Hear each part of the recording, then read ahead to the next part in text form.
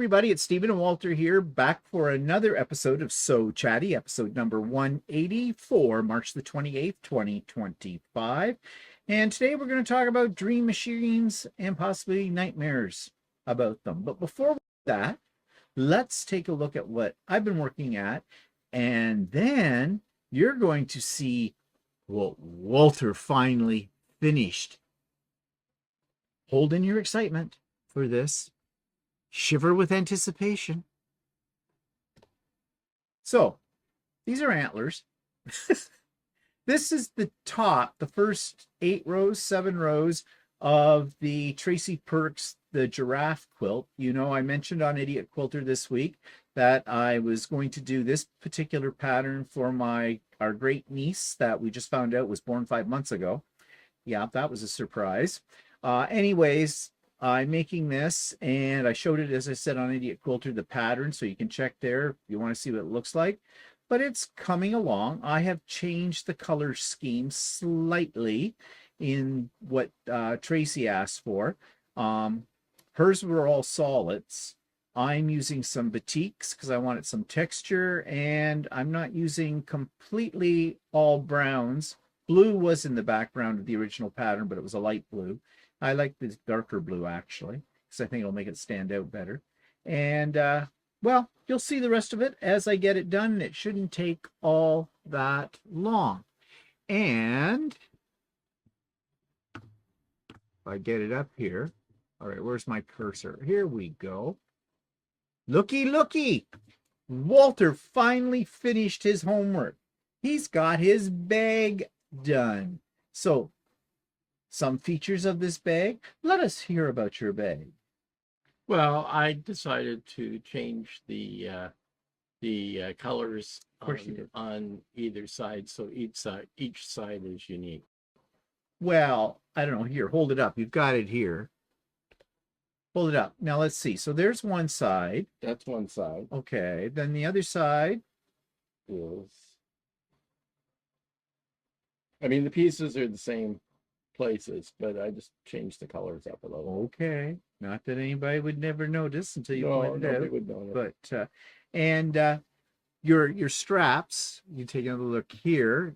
Now show the detailing on your straps up close here. Okay, so I do like his straps. I used the faux leather for the straps, and I stitched them both on either side. It's actually, the strap was 4 inches wide. I didn't put any other interfacing in it. And because there is a fabric interfacing that comes on the fabric itself, right? Mm-hmm. It's part of it. So it was 4 inches wide, and I folded it over a couple of times, so you end up with a 1 inch strap. Okay, I was going to ask you, you don't have a center seam. How'd you do that? The seam's on the edge. How'd you do that? Well, you fold one half. You draw a line down the center. You fold one part down. Okay. And the other half, and then fold the two together. Okay. Right? Yeah, I guess that's what I do with mine. That's how I always do handles, even with fabric. Yeah, I know. Well, that's how I do it too. It's just, I don't know why yours look so more. And I used a 100 weight thread on it. Did you use an invisible? No, well, it's not technically invisible. It's 100 weight, right? Yeah, okay, so very fine. But what very color was fine. it? Was but I it blue? used a dark blue. Oh, okay. Because it blends right into it. And gives that nice edge. I used it on here too. So where? Well, hold it up. No one can see what you're doing. I hate on the edge stitching. I use the same stuff. I hate you. Show us the inside of your bag. Oh, it's wrinkly. It is. Yeah, they always are though. Yeah, it's the same color as this fabric. The blue fabric here is what's on the inside. Oh, damn you. Yeah, well, now everybody will be writing and going, oh, I love Walter's bag. It's so professional. It's so beautiful. Stevens is so... I used plain fabric, I used and it shows the stitching on it a little bit. I just gave you an opportunity to go, no, your bag is wonderful. I like your bag. Your bag. Too late now. Too late now. You have to be It just reminded. looks a little different. Walter is a master bag maker. So, anyways, now what are you going to do with it? I don't know yet. We'll go shopping with our matching bags. Mine's Yeah. brown, yours is blue. Ooh, here come the girls. We'll get shoes to go with it and little hats. Oh, we'll be just the bells of the ball. But that faux leather actually makes it looks. I really nice. like that faux leather to work with. Yeah, it is, and it's really soft. It feels like real feels leather. like real leather. Yeah, and that came from Emmeline Bags, which is a Canadian company out west. Mora or something. Yeah, Faux leather. Yeah, they must sell a lot of it because they seem to promote it. They have quite a few colors. Yeah, and it wasn't. What did it cost us? A meter? It was 12. It's not a meter. $12 or $13 for. It works out to about a half meter. I think. Yeah, but it's a half yard actually. Wasn't it about 55 inches across? Yeah, it's 55 inches wide, and no, it's half yard, so it's 18 inches wide and long. But it came in a piece that was 55 inches long. Yeah, it's 55. The width of the fabric is 55 inches. So you kind of stripped. It's 18 inches, which is half a yard. Yeah. Right. And your width of your fabric's 55 inches. Right. Normally your quilting cotton's 42 or 44. I know. I'm having trouble with the word. So it's not a half quarter, it's a half yard. So width is 55 inches. Half a yard is the length. Yeah. Okay. When you buy fabric, if you buy half a yard of fabric, right, you get whatever it is. That's in the length, right? Okay, it's the length, but the width is, if you get 42 inches. 42 inches. Or 44. But if you buy garment fabric, it's often 60 inches, 55 to 60 inches, right? Wide. No, yeah, wide. Yeah, wide. So like this is like garment fabric. Okay, I get all of that, but you missed the point. I'm trying to determine what is width and what is length, not the measurements, the direction. Length, if you took it off the bolt, I want 2 yards of this fabric off the bolt. Boom, boom, boom, boom. That's length. Right. But from selvage to selvage is width. It's width. Right. Right. So what we bought was 55 inches wide by a half yard in length. Right. So a half yard of yeah. But it wasn't fabric. Never mind.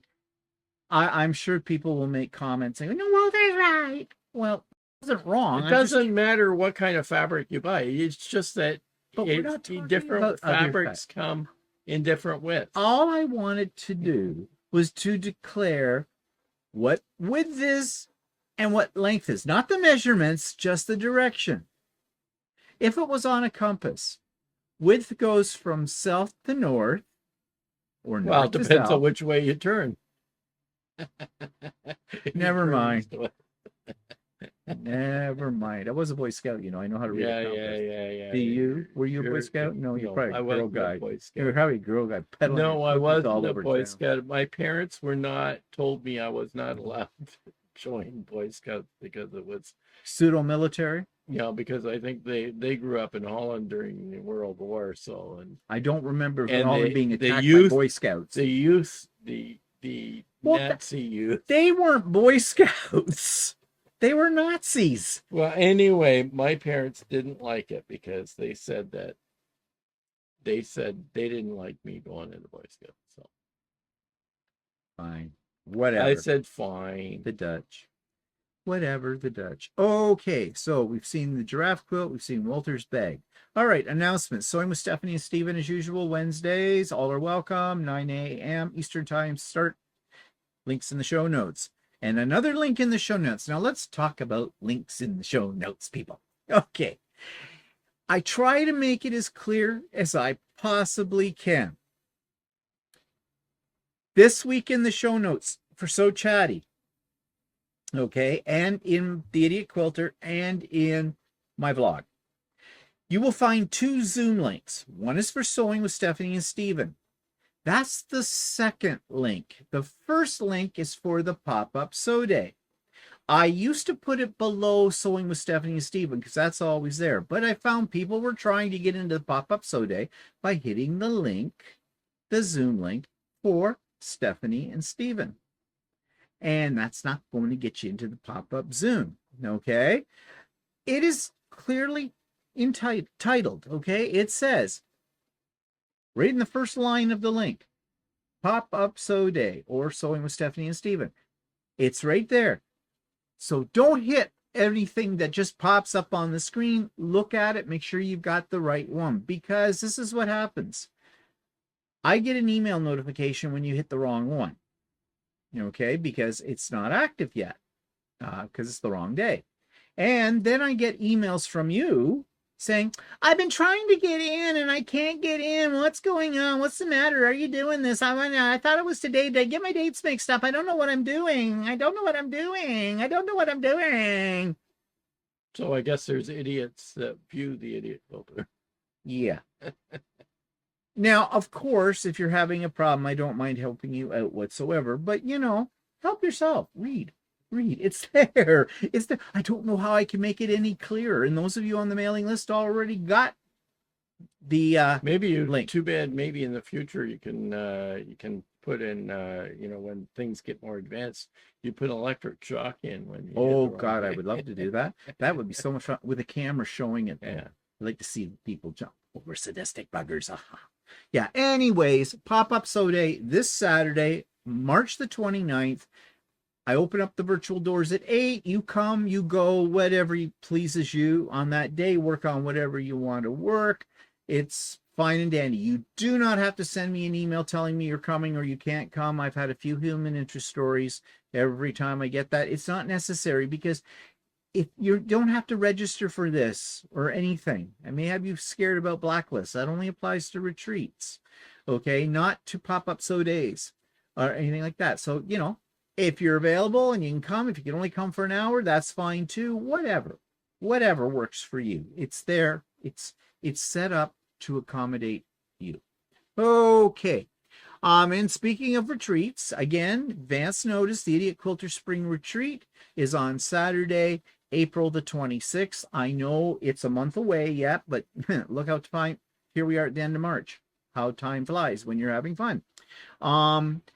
You are going to get all the details in a couple of ways. I have already created, but I have not released it yet, a short video that runs about 11 minutes long that explains all the ins and outs about registering for the retreat, because unlike the pop-up sew days and Sewing with Stephanie and Stephen, you most definitely will have to register for the retreat in order to reserve your spot, because my Zoom license only allows me a limited number of people. It allows me 100. I subtract about 4 spots from that because I need them for my computers, and a spot for me and a spot for Walter as well. And they do fill up. And I explain what happens when it fills up. And if you didn't get right in there to register, I will put your name, if you so desire, on a waiting list. And if somebody drops out that is registered, then you, if you're whatever place you're on that list, and I'll do it in the order they come in, I will drop you in and I will let you know that you've been in there. But all of that stuff and more, including the blacklist, will be explained in that video. When's that video coming out? That video is going to come out on April the 7th, I believe. Yeah, April the 7th. That's still not the date of when you'll register. I'm going to let the video sit there for a week to percolate, and it'll tell you in that video when the registration starts. Also, if you are on my mailing list, my general mailing list, you will get everything I say in that video sent to your email. Okay, so you'll be able to read it at your leisure. If you aren't on my mailing list and you can't keep up with what I'm saying in the video, everything I'm saying in the video will be in the show notes as well. So you can just highlight all that in the show notes and cut and paste it into the word processor of your choice, or whatever, if you want a written record of it. So lots of ways for you to get the full story, so you will be very clear about everything. Okay, so we don't have to worry about that, though, for a little bit of time, for another week or two. Okay. Oh, and also, if you can't make it to this pop-up sew day, there's going to be another one very soon. There's going to be another pop-up sew day on Saturday, April the 12th, because Walter's going off to its in-person sewing day, so we won't have him here, and I'll be lonely and sad, and so I need people to cheer me up and give me company. Yeah, that's my story, and I'm sticking to it. Okay, I think that's all of the announcements. Do you have any announcements? Pregnant? Nothing like that? No. Okay, that's good. Bought anything this week that's exciting? No. No. Do you have much of a life? No. Whatever. Okay, so as I said, last week we asked you to tell us if you were able to have a dream machine, what features would you have on a dream machine? In other words, let's pretend we're designers of sewing machines and we know about all the various features that we can get on machines, but what would be the one that would suit your purposes? Now, the way we're going to go about this today is kind of a little different. We're going to look at what people already wrote in, and that will generate further comments from us.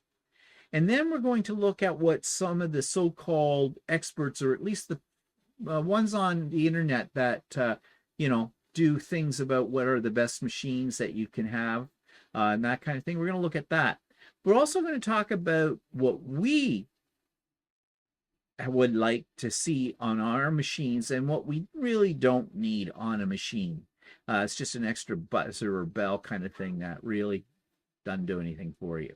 So we're going to talk about that too. And we're going to talk about my worst nightmare when I first got into quilting, when I spent a lot of money on what I thought was going to be my dream machine.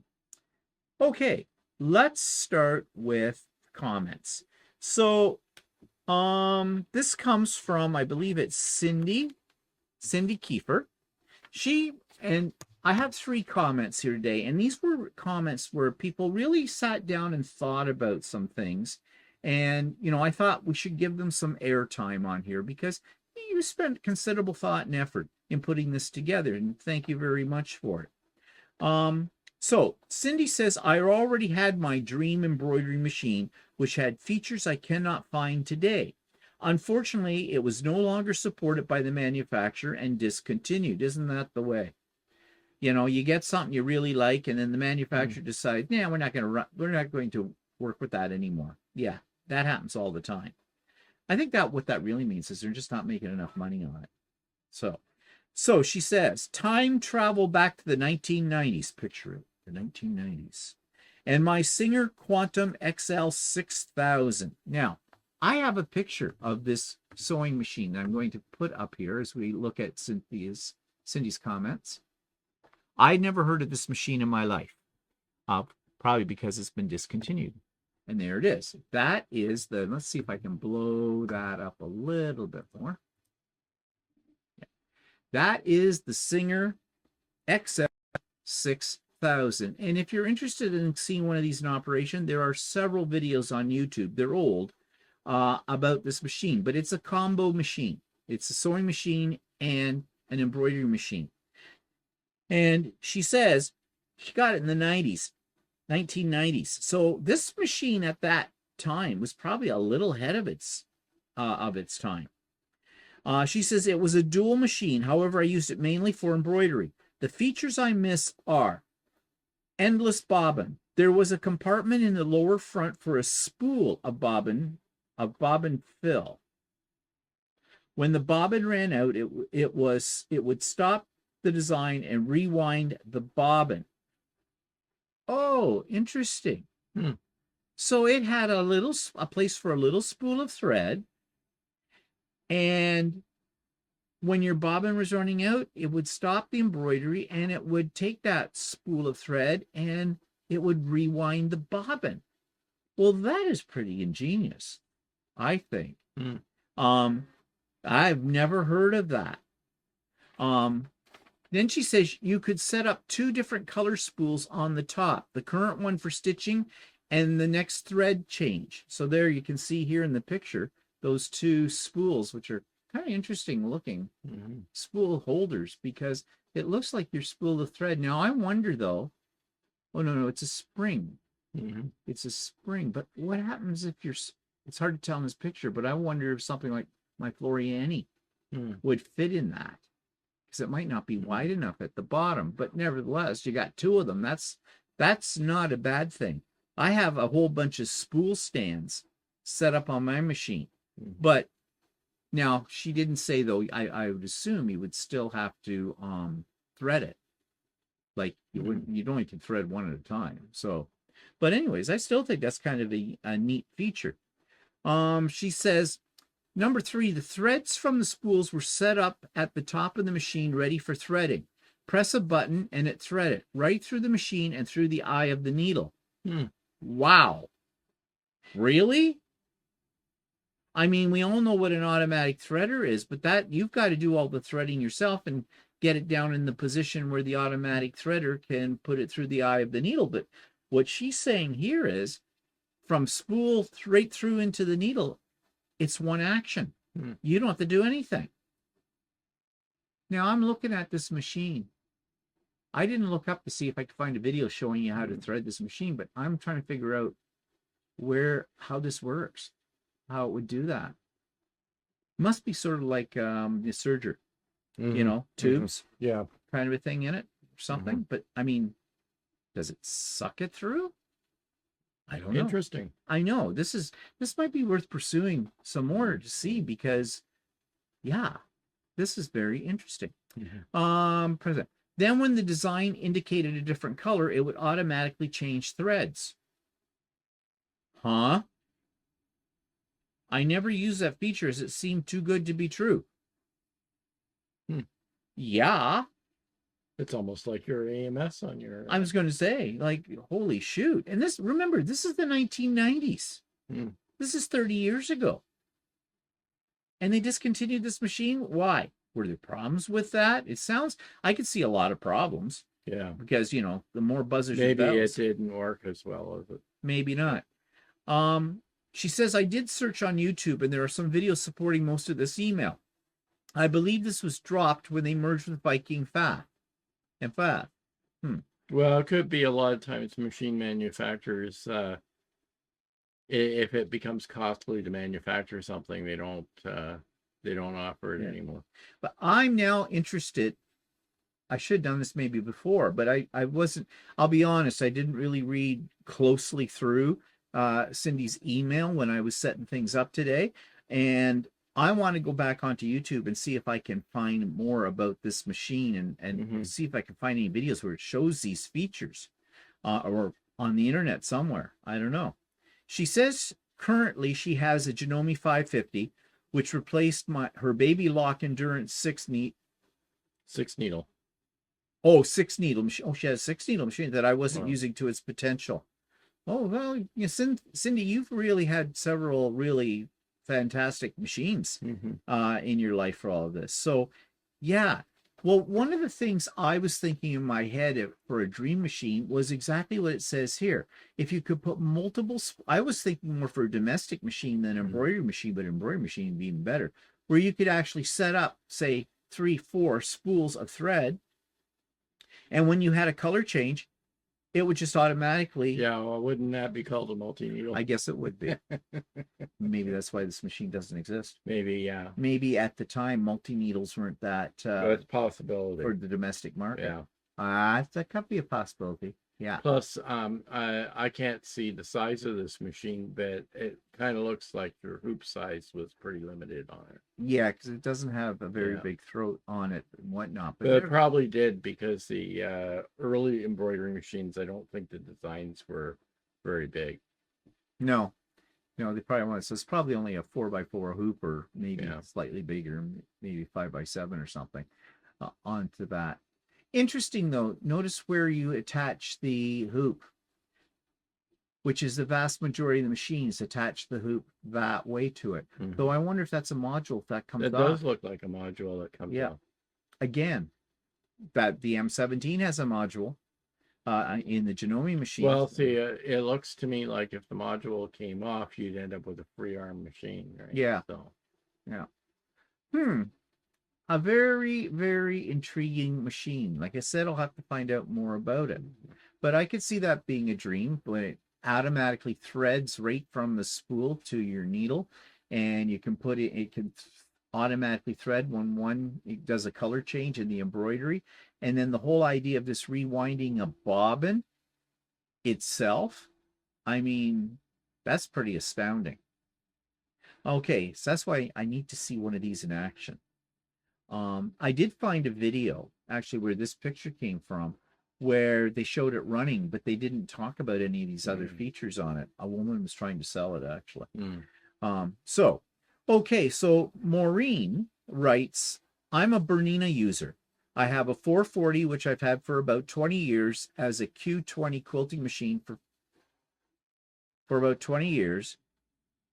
Okay, I'm having to correct grammar on my reading of this. And a Q20 quilting machine for 5 years and a 570, which I've had for just over a year. So she's definitely a dedicated Bernina user. I have an excellent dealer close by who maintains the 440 and the Q20. Even does home visits. I think the Q20 is a mid-arm, I think, isn't it? Yeah, I looks like, you know, all sit down ones. Yeah, well, that's a mid-arm. Yeah. But it's probably interchangeable too. And her dealer even does home visits. Whoa, that's something. I bought the 570 as a special deal. Yeah, as the Q20 is a sit down quilting machine. Yeah. Okay, I bought the 570 as a special deal as it was used at a seminar for 4 days and could then be sold as new. But luckily mine was never used, so I got a new machine at a demo price. I like it for the large size bobbin and all the special features my 440 doesn't have. All the feet from my 440 can also be used in the 570, and the ruler foot I bought for my 440 can be used on the Q20. Okay, this is something that I have heard, and I'm not sure if it's true or not, that if you're a Bernina user, your feet are not necessarily interchangeable between models, depending, I guess, on how different the models are. I've heard that. I don't know if that's true or not. Well, that is true on some of the Genomes too. And if you get a 9mm machine or a 7mm or a 5 machine or a 5mm machine. See, that's something I think they should consider. Standardize it, like make them all 9mm machines.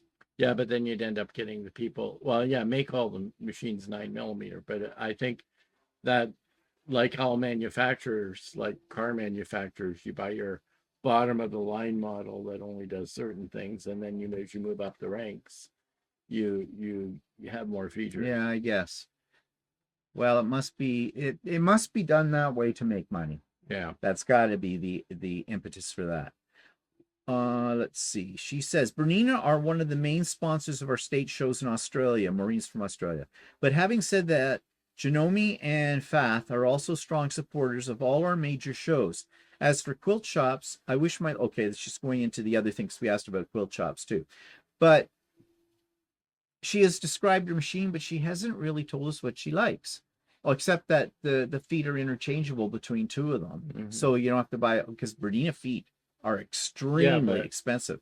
But what do you like about your machine? Do you like we do you like he didn't she really likes say that it has a big bobbin, but yeah, okay, that was one feature. It has large size bobbin. Well, I've heard that about Berninas, but I've also heard horror stories about having a larger bobbin.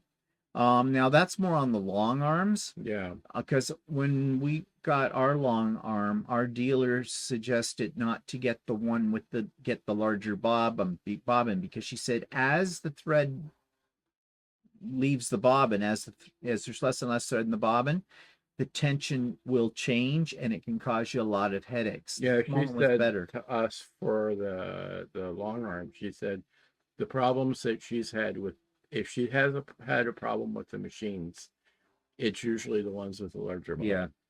So, but I don't know if that applies here to the Berninas. We know very little about Berninas. We haven't drank the Kool-Aid. Okay, for that. So yeah, so that's about it. She hasn't really told us directly why this is her dream machine. That she seems to like Berninas. Well, she obviously likes Berninas because she's got several of them. So, okay. Then she says, as for quilt shops, I just wish my local ones were closer, 1.5 hours up the coast to one and the same distance down the coast to the other. I do a lot of online shopping for fabric, but only from Australia. Uh, definitely not from the USA now. Yeah, so what we're getting in this email, and I appreciate that she sent this through, not really getting what I was really looking for, so maybe it wasn't clear. I really like to know, more specifically, besides the larger bobbin, what really makes her a Bernina lover, like why Berninas are her dream machines. And I'd also like to hear how Bernina could improve on this. Okay. Lisa Marie writes, I wish that all sewing machines came with an alarm that told you that your bobbin is about to run out. I know that they have this type of thing on newer machines, but I'm not in the market for one.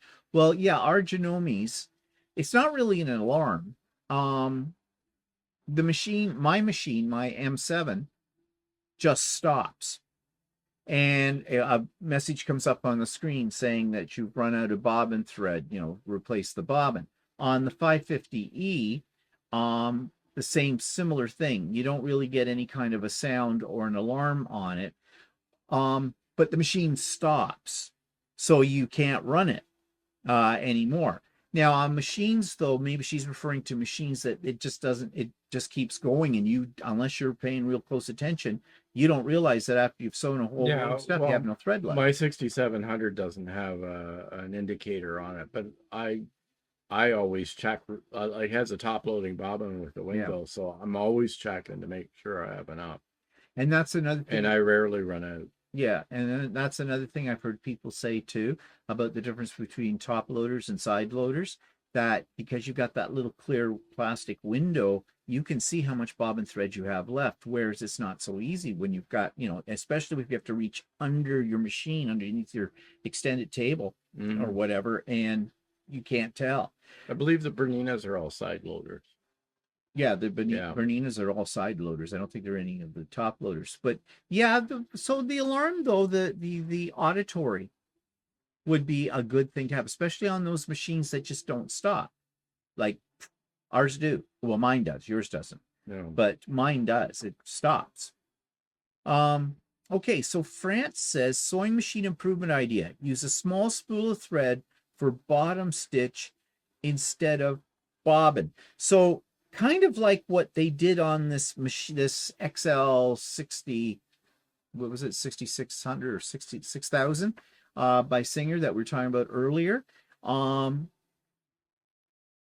You could get more thread. If you could take, say, a spool of like the size of what Gutermann comes on, and it just drops in, and that's your bobbin thread, well, you'd get a whole lot more thread. So less bobbin changes. Well, I think a lot of people get really uptight about their bobbins because they're so afraid they're going to waste thread. Right? That's and true. I just keep an eye on my bobbin, and if it looks like it's getting close, I'll pop it out. And if there's a little extra thread on there, so what? I just unwind it. Now, a bad machine, if you're worried about wasted thread in your bobbin, is the Janome 550E embroidery machine. Probably all of their embroidery machines for that matter, because even though I have the bobbin sensor turned down to pretty much the lowest, I still have about a quarter of a bobbin of thread left, depending. Yeah, we ran into that though, Leah. We were talking about that the other day because mine actually is set the same setting and I have less on my bobbin thread. But we kind of think that maybe your machine hadn't been calibrated right after. Yeah, I don't think so, because what happens is if I have it down at the lowest level, it runs right. Well, that's zero. It doesn't. That's zero. At 0.5, it runs right out. It just keeps going until it runs out. Mine doesn't. I think my calibration is off on it. Well, if you're worried about wasting thread, and I've talked about this before, this is what I do. It gets down and I have maybe a quarter or a little less than a quarter of a bobbin of thread left over. I put in a new bobbin, but I have a little tray of these bobbins sitting over by my sewing machine, and that's what I put in my sewing machine. And they work fine. Because I use pre-wound bobbins and because they're all white that I use. Well, mind you, your sewing machine tells you when you run out of bobbin Yeah. thread. Yeah, well, mine doesn't, right? My regular sewing machine. And I Yeah, don't okay. always use white in my bobbin. Yeah, but the point you're missing here is if you don't want to waste thread, you can still stick those bobbins. You can still use those bobbins if it's from your embroidery machine. If it's from your sewing machine. Yeah, if you're using white thread. Yeah. Okay, I don't use white thread. Well, you don't count. I'm thinking from a quilter's point of view. Whatever. I'm just saying how I do it. Okay, you do you. You do you. Whatever works for you. I match my top and bottom. So, thread. do you have a lot of wasted thread? I have a lot of bobbins with different colors of thread on it. That wasn't my question. I don't waste a ton of thread, but I want to keep an eye, especially when I'm doing buttons and buttonholes. Because if you do a buttonhole and you run out of thread, you're screwed because they're hard to pick out. Mm-hmm. And so I make sure I have enough bobbin thread in there. And if the spool looks like it's running out, I pull it out. So if you were to design a sewing machine, keeping what you've just said about bobbin thread and everything like that, what would you like to see a machine have then? Well, I would like a bobbin sensor and that would let me know when it was going down. Then I wouldn't have to worry about it. Okay, much. well, you'd have to buy a new machine then. Because they do have those. Yeah, I could, but I don't. You're cheap bastard. I've gotten used to checking, so. Okay. Okay. All right. But I do like the idea that France said here to have a spool of thread as opposed to an actual bobbin. But that presents an interesting problem because the reason there are bobbins is so it can make the lock stitch. But yeah, it would still work the same though. I mean, well, they'd have to have a mechanism that would work like a bobbin. Like, Yeah. I mean, you don't have a bobbin when you're using a serger, right? No. Your bottom thread is the lower looper, Yeah, or yeah, whatever, yeah. right? But I mean, a machine would have to devise a way to utilize that thread as a bobbin. Mm-hmm. And so far, machines don't. I don't think any of the machines have anything like that that's capable. No, except that one. No, well, that one. Well, that there's one rewound a bobbin, yeah. So I don't know how that works. Not an engineer. Okay, Carol says now. Carol's changing this the conversation here because she's talking about quilt store complaints. So actually, we'll come back to Carol's comment in a minute. I'm going to go back now that we've had comments and we've made comments on what people have written in, and thank you again for doing that. Without you, we'd have nothing to talk about. So features on our existing machines that we cannot live without that we're so glad they put them on there. Well, I know exactly what I would say. My first thing. What do you think I would say first? Deep throat.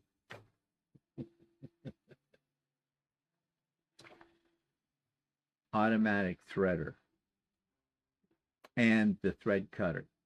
Yeah, automatic threader and thread cutter. You don't have an automatic threader on the 67, or do yes, you? I do. Do you? Well, it's not it's mechanical. Well, yeah, like roll it down. Yeah. Okay. Well, let's face it. A lot of people that are doing at least quilting anyways and that kind of stuff tend to be older people and our eyesight sucks at our age. So, threading the needle on a machine. Walter has no problem because his eyesight is so good. He does wear contacts, but Well, no, I manually, even though my serger has a automatic threader on it, I find it's cumbersome, so I thread my needles without okay. the automatic threader. The only thing I do use is it's an air threader in the lower and upper looper. I usually use the air threader. So basically, technology is wasted on Walter. He'd rather just wash his clothes in a river and pound but them with my needle threader on my sewing machine I use it works a little better. Well, I couldn't live without those. I absolutely love them. Now, on my Nightmare machine that I had, it had you pushed a button and it thread. And guess what happened with that a lot? Yeah, I had the needle threaded or replaced quite a number of times on that one. But we'll come to the Nightmare machine in a moment. Okay, so there's that. This has already been mentioned, bobbin out sensor. I think though the alarm would be a really good idea. I mean, if you find that annoying, you have a setting on your machine that you could turn the alarm off. But as I said, on our machines, the machine stops. But sometimes you're sewing away, okay? And this has happened to me. It's stupid, but it has. Sewing away and the machine stops. And I'm going, I'm hitting the foot pedal. Well, what's going on? It's not moving. What's happening here? What's broken? Why isn't it moving? Then I look at the screen and go, oh, I'm just out of bobbin thread. The sensor stopped it. But you know, when you're in the progress of doing something and you're like chain piecing away and you're having a good time going through that, and then suddenly it stops, the first thing doesn't come into my mind, oh, I'm out of bobbin thread. Something wrong with the machine. It's come unplugged. Who turned it off? What's happening here? Has that ever happened to you? No, because you don't have a bobbin sensor. No, but I'm always looking at the stupid thing. Well, there you go. So you need a bobbin sensor. So what other features do you definitely think you like and they could improve on even? Deep throat. Yeah, well, your balance a deep throat. I have a lot of workspace. So it's an 11-inch throat from the needle to, and that's handy when I'm have to guide a lot of fabric through the spot. And I like that. Do you have an extended table? I do, but I never use it. Why? Because I like not using it. I don't need when I'm doing shirts and stuff, I don't need my fabric to lay all over the place. Okay. And it's annoying when you do like the inside of a bag and stuff like that when you got the table. I don't have a free arm on which would be nice. Yes. And so it's easier to do the inside of bags than that without the extended table. I think all machines should come with a free arm. Yeah, actually, I do too. Mine doesn't have a free arm, but I have only had one occasion where I really could have used it. But most of the time, I haven't had any problems with mine. But I really love the extended table. Now, again, as a quilter, because you've got a lot of fabric hanging over the edge, it supports it because quilts are heavy. And even having said that, I have another table that is in line with my extended table out, so I get a little bit more, especially when I'm binding the quilt, because they're heavy and they slide all over the place, and there's a lot of weight on your machine. And if it starts to pull on your needle, it can bend your needle, break your needle, all that kind of thing. But you know what I hate about the extended tables is their design. The extended table I have for my Janome M7 has a drawer in it. Well, that's nice. You can put all your little bits and doies in there, and I have them, and it's designed to hold your various foot plates and things like that, and all very organized. But the problem is, if you have to take that table off, that drawer goes with it. And if you don't want to use the extended table, you have no place on the machine to store all your other stuff. Well, actually, that's not completely true. I think, am I getting it mixed up with one of the other machines? I don't know if this one. No, the drawer probably comes with the drawer because the mechanics on the inside of your they do. That does come with a drawer if you're not using the extended table. But the problem is, you can't use that drawer if you have the extended table on it. You have to take the drawer physically off the machine. Now, my extended table's on all the time, so I don't use that. But it would be nice if they could put it in such a way that you have a little drawer on the extension table and you can get at this other drawer, because that would give you more storage space. But nope, they don't do that. Well, you live without it. Well, you learn how to live without it, but we're talking about the ideal here. Yeah, so I wouldn't mind if my machine has free arm, but I manage without it fairly well. It's too bad that not all machines come with a free arm. So I want to back up here for a second. You said your machine doesn't have a free arm, but you don't use the extended table, and especially when you're making bags, you don't need that extended table. I didn't think of take when I do the bag, especially when you get that part where you're sewing the lining inside of it and you're going all the way around the perimeter of the top of the bag and for your top stitching. I never thought about taking my table off. And even though I don't have a free arm, that would still give you like there wouldn't be something in the Yeah. way when you're pushing. Where were you when I was doing these kind of things before? And you didn't But tell me this. I never use the extended the table for me because like if I'm doing shirts and stuff, I'm only sewing a small part, and so I don't really need the extra support I of suppose, the yeah. table. Well, I can see that. But But I do also like my machine because it tends to be a little bit more industrial in style, so I get through really thick fabric and things like that without too much problem.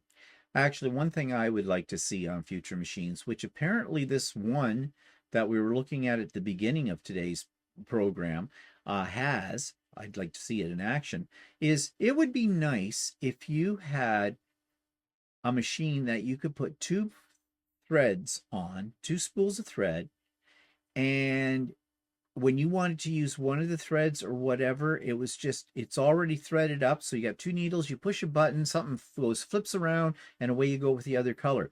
Because you know what that would be nice for is like when you're doing some form of decorative stitching or something like that, where you might be changing colors on a Yeah, regular well, basis. that sounds great, but you know what I think would happen if that Probably Jen. is you may throw out the accuracy of where your needle is. Yeah, that could be. But in this modern day and age, the 21st century, we have the technology. It's just a question of whether they want to do that kind of Yeah, thing. and if that and if like it'd probably be an expensive enough feature that they would have to it would become a specialty machine. Yeah, yeah, I suppose. Yeah, it'd probably make it really, really expensive. And despite what a lot of people say, I hear a lot of people say, "Oh, I'd get this machine, but it has too many decorative stitches on it, so I don't need all those decorative stitches." Well, Well, a that's what lot I of was the just going to say. times the upper machines have a pile of decorative stitches, and you can't get, maybe some of the features that you want on a cheaper machine without getting decorative stitches. I think with the number of decorative, it's overkill. It's overkill. How many different decorative stitches do you use? Well, when I do those bags, I like having the choice. Yeah, but could you, how many stitches are on that machine? There's Uh, 150 or something on that, on the no, 6700 or I think it's 200 and something. It's something. got quite a few. But And I don't use like there's a ton of they also consider the decorative each individual decorative stitches each letter of the alphabet, oh, yeah, yeah, yeah. right? And I don't usually use the alphabet. So, See, my machine has 250, 300, something like that. I have used maybe 10 of them out them, and I know I don't use decorative stitches, like period, usually. So yeah. But like Walter said, the upper end machines come with more decorative stitches. That's a selling feature. They figure, oh, look at all these decorative stitches. well, it would be for me. I would I would buy a machine with more decorative stitches because I use some of them sometimes. Well, I'm not saying not come without any, but wouldn't 50 be a good enough variety? No, Okay, I fine. like lots of choice. All right, whatever. I mean, if you put two machines in front of me that have all the same features, but one costs $200 more because it comes with double the number of decorative stitches as opposed to the other one, Yeah, but I think I would probably go for the one that was what left over. you'll find is that the nice machine that you want ends up having all the decorative stitches, Yeah, okay. right? But I So still think that's a selling feature. yeah, A yeah. thing to, I mean, it's not. I mean, you could. Okay, well then you can buy a straight stitch machine that doesn't have a zigzag or anything else in it, and you'll be fine too. Why don't you just have a straight stitch machine? I've thought In fact, about it. you could have a straight stitch machine because Yeah, in quilting you don't usually use yeah, I know. anything like zigzags or anything. And there are many, many quilters out there that do have a straight stitch machine and they swear by them. They say they sew faster and you get a more accurate 1/4 inch seam allowance on them. Hmm. But I like my M7. So I'm not really prepared to buy a straight stitch machine. Although I have to say, Janomi's got the HD machine, which, I've looked at it. yeah, I mean, I think it it's very industrial, even more industrial than the yeah. 6700P. But then I've heard like sewers complain that you're limited as to which kind of feet you can use Well, you on it. can't use anything that's going to have a zigzag. No, or you can't use various But maybe that's what feet they with should do. guides. Maybe they should make a straight stitch machine that also just has a zigzag, a plain, ordinary, everyday Well, zigzag. see, I think the whole idea of having a straight stitch machine is that the needle never moves out of the position, so it becomes Hmm. accurate. Okay. Yeah. Didn't think about that. So, yep, that's probably it. Okay, so what features on existing machines can we live without? Well, I said I don't need 250 decorative stitches. I could live without them. Walter cannot. On Well, the I could live without it, but I probably do. But I like having them. Well, So again, you don't have much choice in that because, like Walter said, the higher end machines are going to come with all those decorative stitches, and they're not going to stop those anytime soon with it. So that point's moot. On my M7, my Continental M7 Janome, I have a feature on there that I don't even know what it does. I should revisit it because it's about quilting. It has a large screen on the computer, and they tote this one as a quilter's machine. Um, and you have these screens that show you how to do piecing, basic piecing. And I don't understand why with that. Because when I say basic, I mean 9 patch, 4 patch, half square triangle. And all it is sort of a semi animated little diagram, little arrows going, and then stitchy line down here. I don't understand why that's even included on them. That certainly isn't why I bought this machine. It wasn't for that at all. And like I said, I have never ever looked at it since the day I brought it home. I should go back and revisit it. Actually, that's a good point. Maybe that's a future episode. Reintroducing ourselves to our machines. Go through the manual and look at things and go, oh, I forgot or didn't know that my machine could do that. That might be an interesting yeah, episode. actually, I should do that. Because we all get into our habits. We use those features that we use all the time, and that's what we stick to. And there's probably a whole lot of other things that we don't use. In fact, I was hemming a pair of jeans a week ago, and I thought, jean fabric is really thick, and you don't want a raw edge. So when you sort of, you fold it and then fold it under and stitch, you've got a really thick seam. And I was thinking, well, what would happen if I sort of used the machine like you would use a serger? Yeah, Why didn't you just use because the surgeon? I didn't trust myself that I wouldn't cut off too much. Hmm. But I thought I know that the machine had a foot for overlocking, which is serging on that. But because my jeans fabric was fraying a little bit, and so on one pair of pants I didn't use that feature. On another pair I did, and I liked it better because I set it so that the overlock was fairly close, so nothing can escape. And when I was hemming it, then I just folded it once up under. So when they get washed, and I've already washed them and they works fine, they don't fray out. I don't have little pieces of threads hanging from it. And I was able to sew through it better than I could if, with jean material folding it over. Yeah, I know I can use a jump humper. I did it on the first pair. I learned my lesson about that. But yeah, but that was a feature that I never used before on the machine. I got a lot of fancy feet that came with this machine.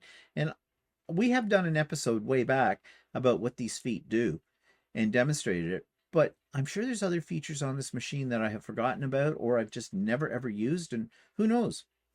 As you go along in your sewing adventure, you learn more, Mm-hmm. and sometimes it doesn't hurt to enhance your sewing abilities. Like you paid for it, you might as well be using for, or at least know that you have these things available to you. Yeah, so like Yeah. on my 6700P, I like the fact that it's got a deep throat. I like the I fact keep that it's bringing somewhat that up. industrial. I like the fact that it's a 9 millimeter width Hmm. stitch, right? Because I do move the needle around when I'm working on the machine. It has a standard bobbin, which I'm fine with because I always watch it, but I Hmm. like the fact that it's top loading bobbin. Um, it has a knee lift thing. I've tried to use it once, but Yeah. I just haven't gotten used to it. My machine has a knee lift too. I can't.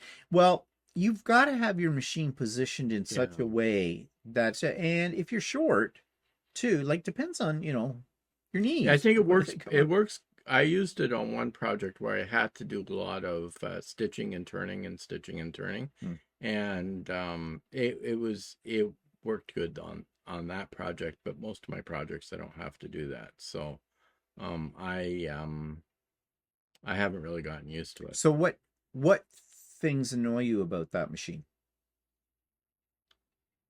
The only thing I wish it had was a free arm, but that's only because it's one of those things I think it would be nice to have.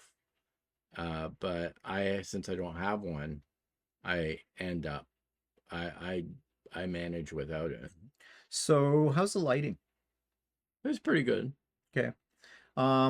Because the lighting is pretty good on my machine, but you want to know something? You can never have too much light on a sewing machine. And it might be nice if they put enough light in that you had like that with the ability to, well, I know on some machines you can do this. You can dim the light or make it a little more intense. For me, I'd always have to have it at the most intense. But what would be nice is to have one of those lights, and today they're all LEDs anyways, that you could pivot.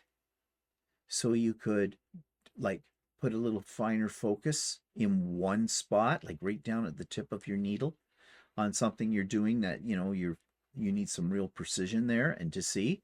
Because you think about it, your foot is always in your way of seeing your needle. I mean, sure, we've got open toe foots and things that are supposed to make it easier for you to, I said foots, feet, uh, just cut myself, foots, foots.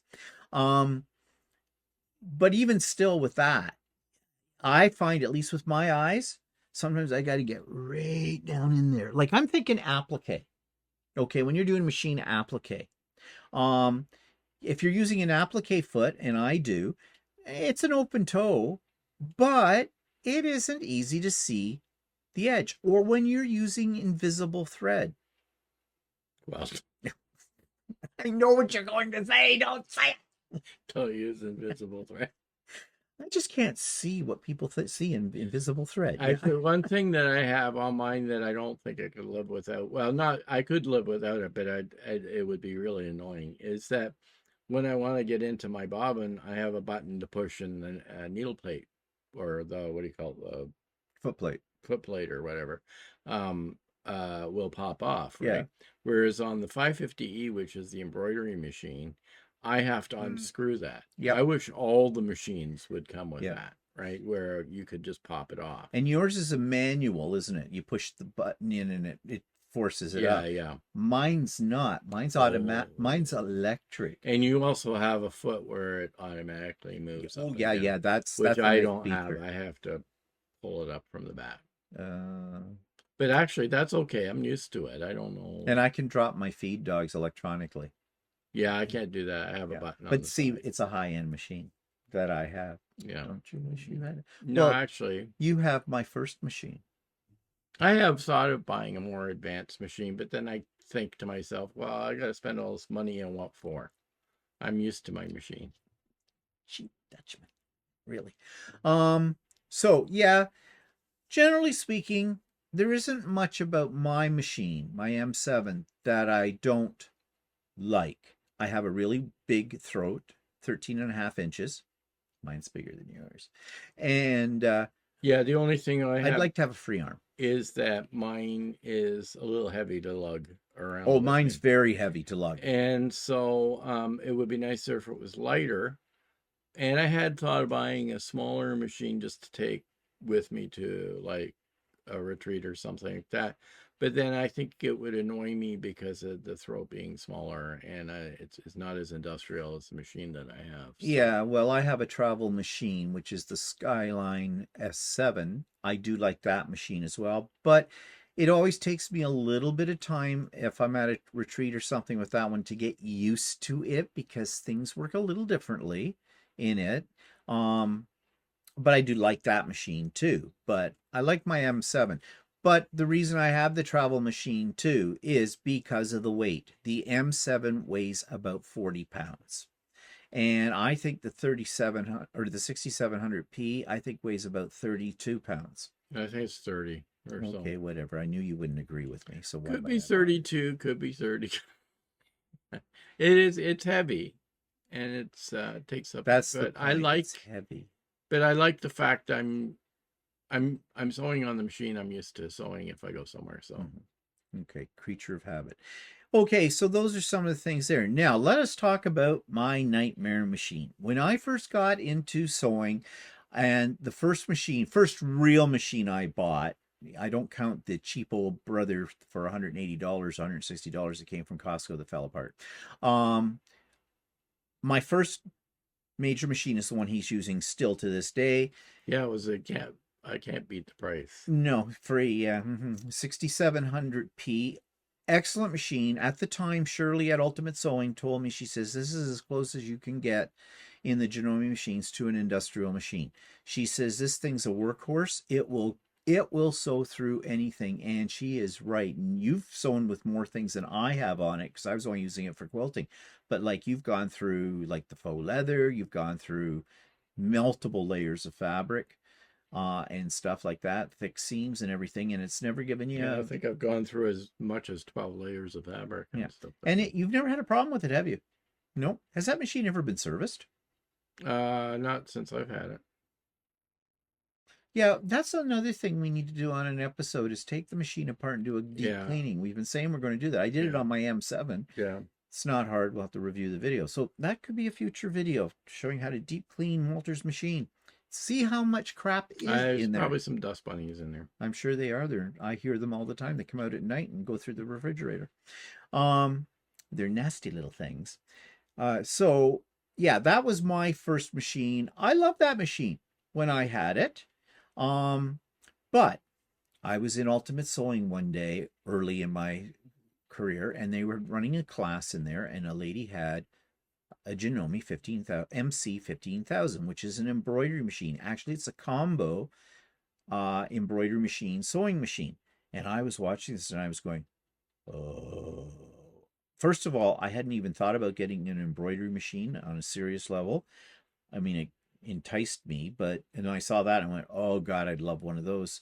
But no way, I can't afford this machine because they were at the time I think it was around 14,000. $14,000. Yeah, I think so. And anyways, a few weeks later or sometime later, anyways, Shirley was getting in new models of all the machines and stuff, and she was having a big sale on most of her machines, right, to make room for the new ones. And I said to her, so have you got the MC 15,000 on sale? And she says, it could be. And I said, so what's a good price? What can you do me for? She did me very well. I got it for half the price. I mean, still expensive, but $7,500. That included tax in there as well. I mean, I couldn't have done any better than that. And I said, wrap it. And I got it and I brought it home and I loved it. I absolutely loved it at first. I was doing all kinds of things, and yes, it had the biggest hoop of any of the machines at the time, and you supposedly could quilt on it. And if, well, you've heard me talk about the buts and ors and knots and which knots and why you can't, and I still don't believe you can actually do quilt to quilt, but this isn't what this discussion's about. Okay, so you don't need to send me hate mail for those of you that I've just used it for 1,000 things. It's just wonderful.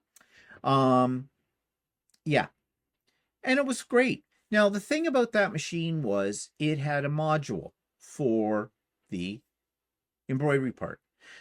But the module is not like that one we were looking at earlier, looking like it, or like a lot of the ones that are combo machines where you slide the whole unit off the end. It went in behind and it slid into the machine. Oops, the thumbs up on Walter's face. And you locked it in, and the arm came from the top of it across and back instead of on either side.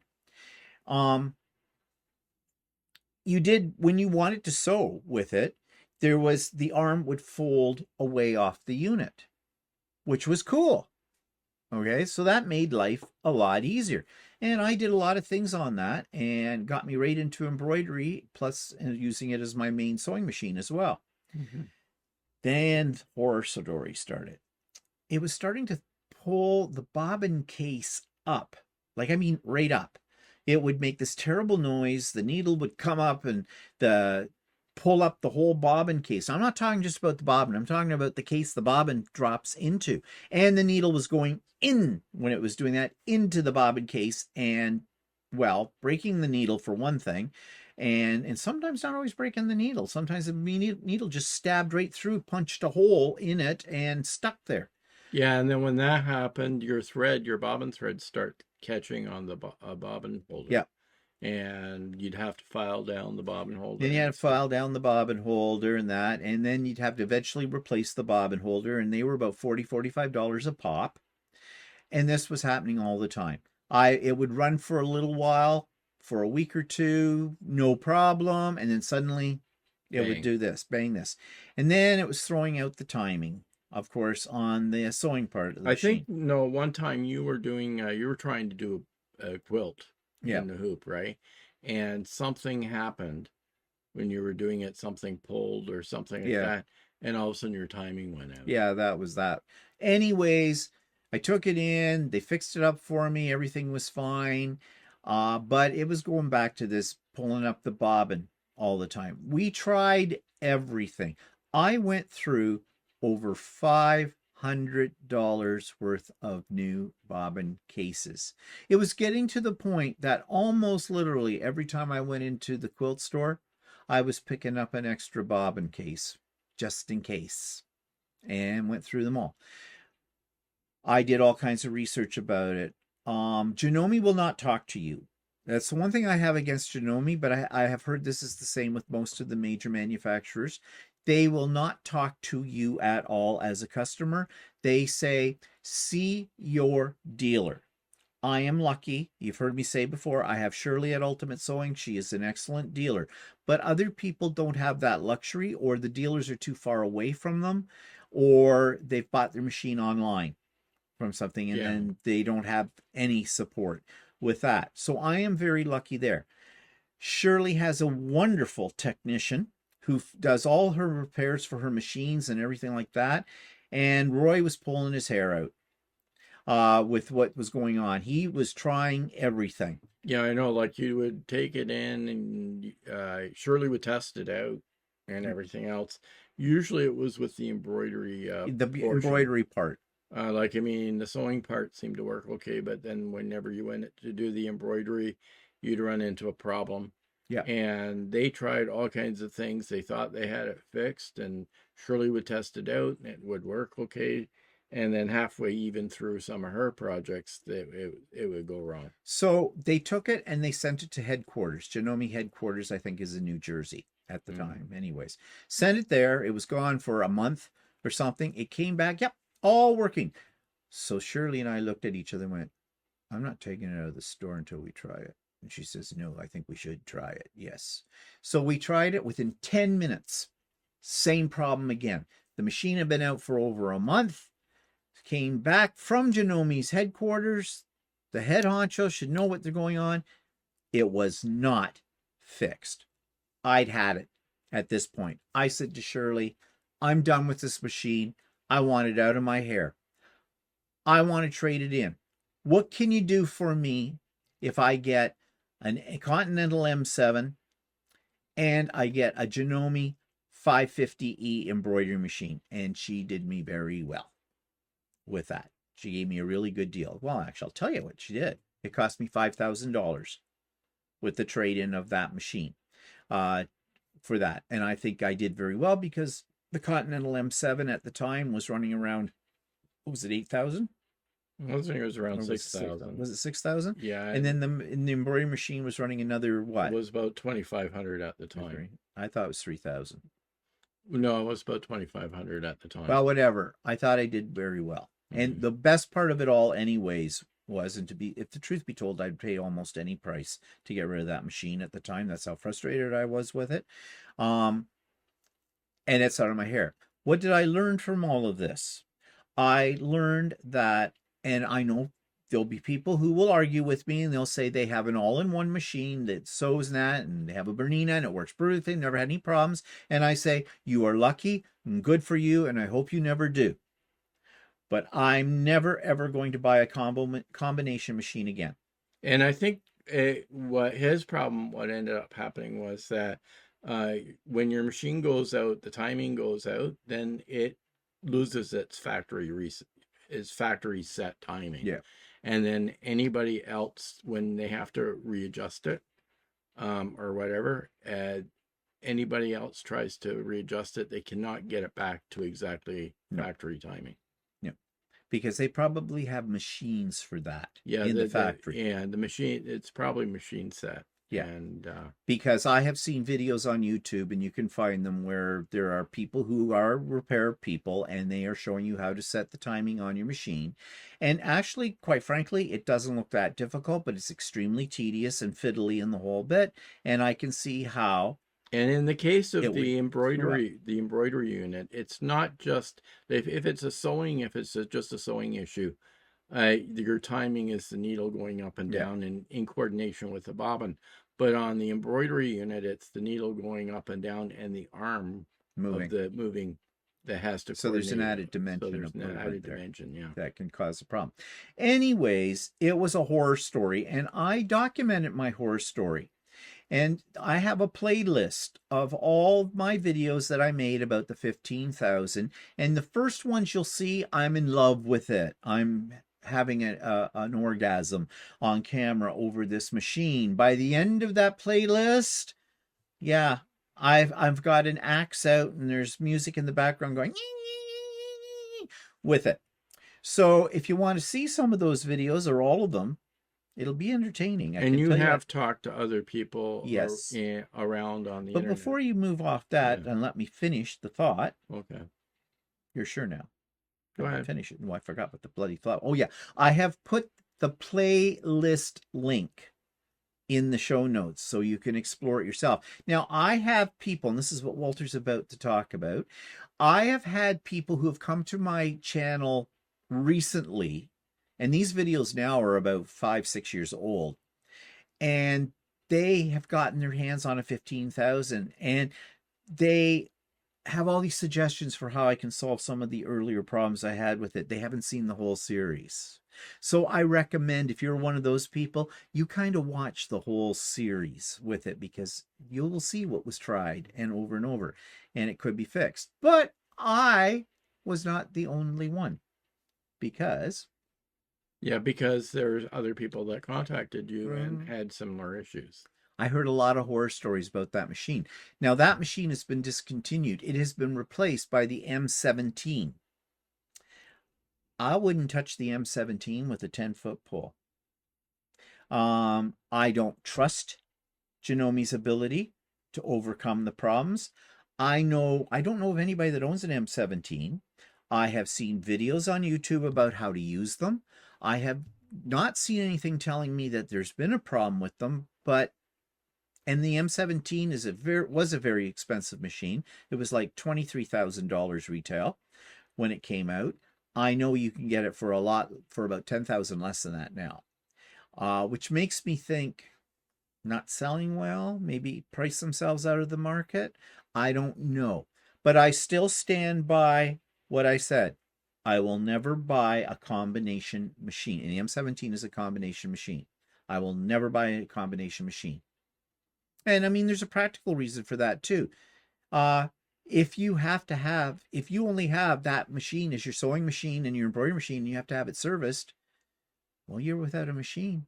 Well, it's depending on how long it's going to take. Yeah, well, not only that, you can't sew and embroider at the same time. No, you can't.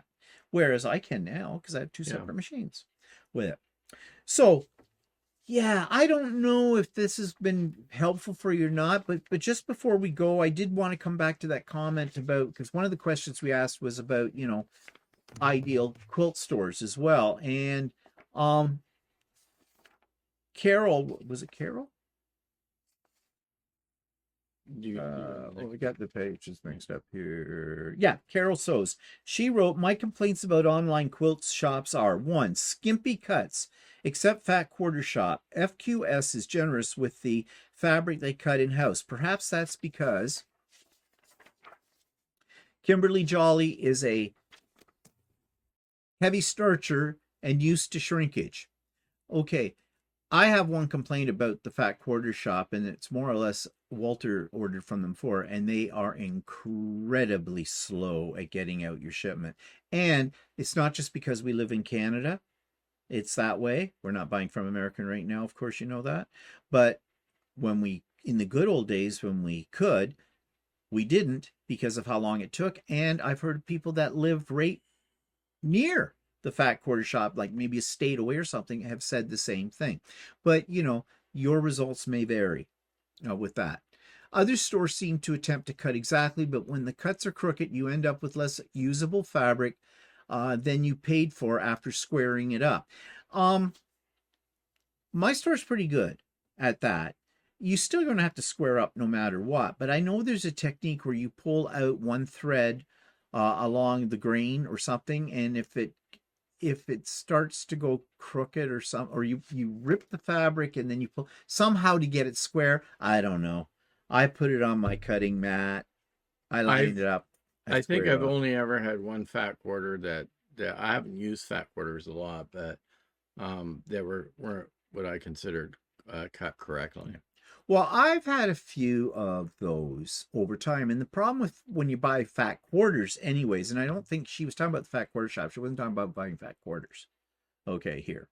She was talking about buying fabric Oh, okay. this size. But fat quarters, when you go in the store,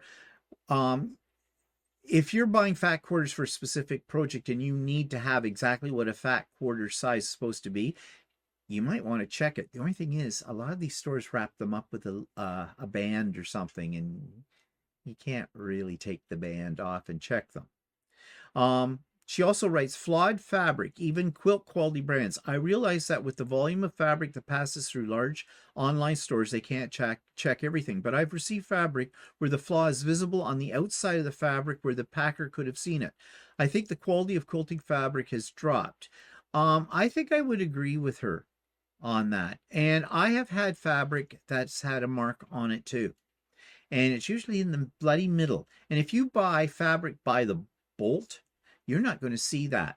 I got some white on a bolt, and I didn't see it until I was about halfway through the bolt, and I'm starting to cut fabric. I'm looking, why is there brown crap on this piece, on the edges of it? And it was a stain. It wasn't dirt. I tried to see if I could like clean it off a little bit. No. So I had to cut around it. Luckily, it wasn't a huge piece, but that's annoying. You're paying for that fabric. I am sure if I had taken that piece back to where I bought it and said, this is how it came with this, they would have looked at how much there was there, and they probably would have given me a free half yard or something of the same fabric if they had it. But I didn't do it. It was annoying. It wasn't that big a deal to make a big stink about it. But yeah, that does happen. Or imperfections.